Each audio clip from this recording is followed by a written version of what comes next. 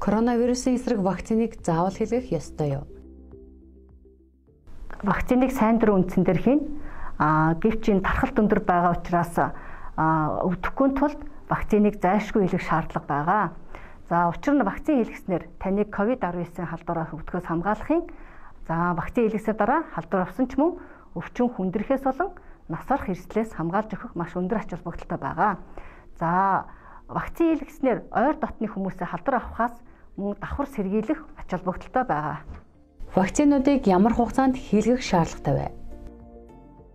За AstraZeneca вакцины хувьд 2 тун хийлгэх бөгөөд 2 дахь тун эхний тун хийлгэснээс хойш Дэлхийн эрүүл мэндийн байгууллагын зөвлөмж болон вакцин хийсэн судлаачдын зөвлөмжөөр багадаа 8-7 хоногийн дараалтаа хийнэ гэсэн зөвлөмж байгаа.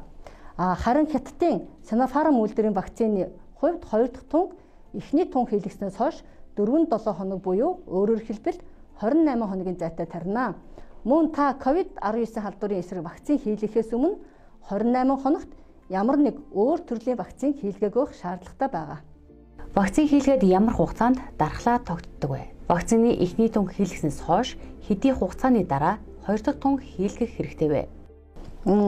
За эхний тун хийлгэснээр таны бие дөнгөж вирусыг таньж эхэлж гэн гэсэн үг юм. Өөрөөр хэлбэл эхний тун хийлгэснээр вирусаас хамгаалах дархлаа бүрэн тогтохгүй. Харин халдвар хамгааллын дэглэмээ вакцин хийлгээгүй хүний нэгэн адил баримтлах шаардлагатай болно. 2 тунгаа хийлгэснээс доош хамгийн багадаа 14 хоногийн дараа бүрэн дархлаа тогтно. Гэхдээ бүрэн тун хуйлгасан ч халдвар авах боломжтой.